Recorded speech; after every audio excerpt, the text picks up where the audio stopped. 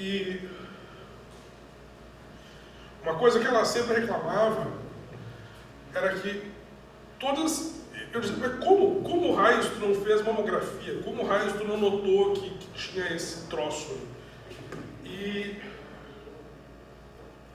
ela dizia, poxa, eu abro as matérias do jornal, eu vejo, 13 em cada 10 mulheres terão câncer de mama. Eu achei que eu estava na outra 7. E ela não fazia mamografia, parece que era lá que não fazia. E morreu por causa disso. Aí eu resolvi escrever uma matéria. Originalmente isso aqui era para ser uma reportagem de dados, infografias e tal, olhando os dados de câncer de mama no Brasil. Só que eu comecei a notar algumas peculiaridades. Por exemplo, nos dados de câncer de mama no Brasil, Porto Alegre, onde morava minha mãe,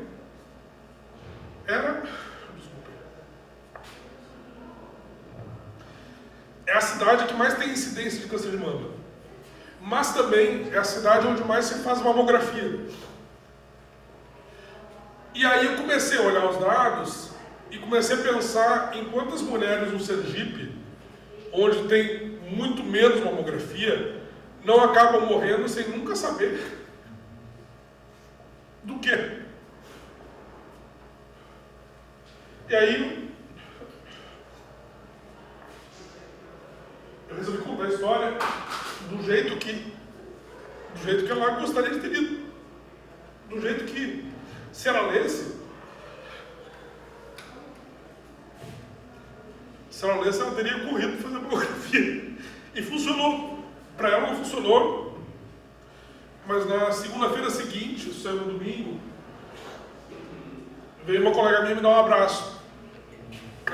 Porque a mãe dela leu a matéria e falou para ela, poxa, tô com um nódulo aqui, tô com um caroço, e tava com medo, tava com vergonha. Ela foi fazer, identificou a tempo, tirou, tá por aí até hoje. E não tem um gráfico aqui, eu acho que na matéria tem poucos números espalhados na matéria,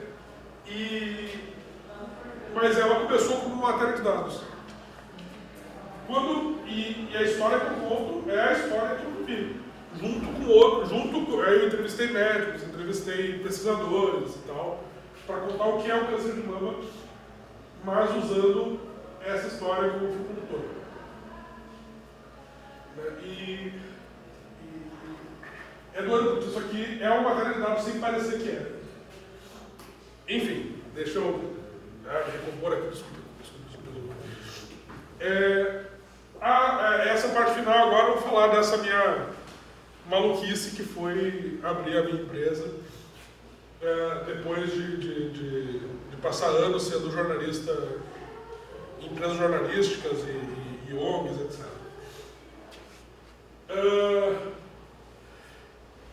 Eu estava perto dos 40 anos, eu queria continuar fazendo jornalismo de dados, eu não via espaço para fazer da maneira como eu gostaria de fazer.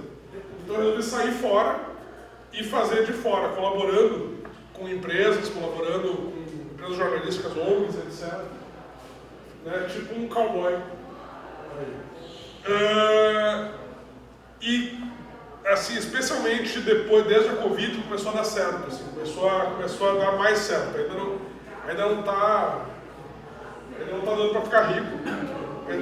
Ainda não consigo contratar ajuda todos os meses, mas tá crescendo. Na Covid, nos primeiros dias, eu fiquei furioso, porque eu entrava no site do governo federal e eles tinham os dados muito fechadinhos, agregados por estado. Eu queria olhar para o município, porque imagina São Paulo. São Paulo é um estado imenso, com 40 e tantos milhões de habitantes. É um país não muito pequeno fora do Brasil. É um país relativamente grande fora do Brasil. E aí, naquela época, no começo da Covid, eu estava começando o meu mestrado. Eu saía de São Paulo de manhã, às 7 da manhã, usando um casaco. Chegava em Campinas, às 9, eu tinha que tirar o casaco, porque o calor em Campinas é absurdo. Assim, os climas são diferentes, as cidades são diferentes, a concentração de pessoas circulando nas cidades é diferente. Precisava olhar pelo menos por cidade.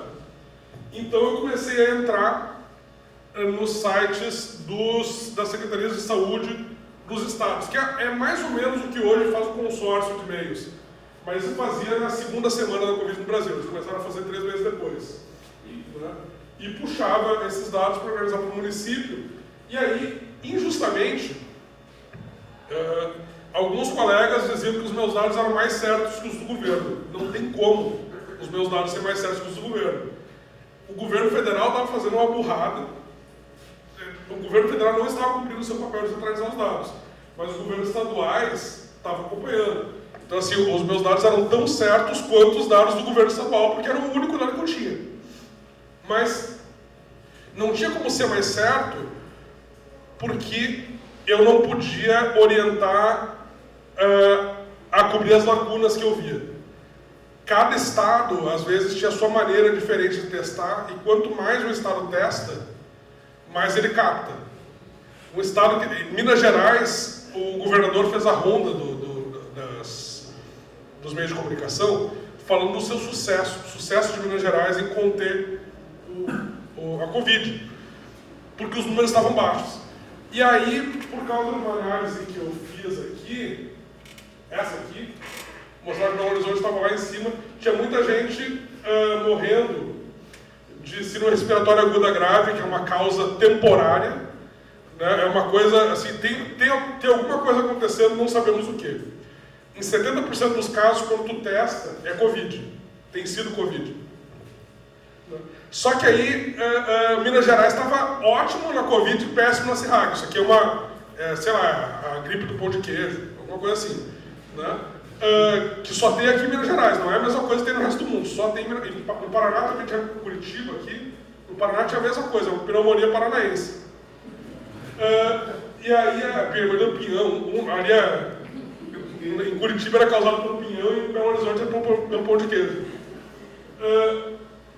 E aí quando o Jornal Nacional me chamou para falar desse gráfico aqui especificamente, eles entrevistaram também o secretário de Saúde de Minas Gerais e ele disse assim, olha, é que a gente está segurando os testes para quando eles forem realmente necessários.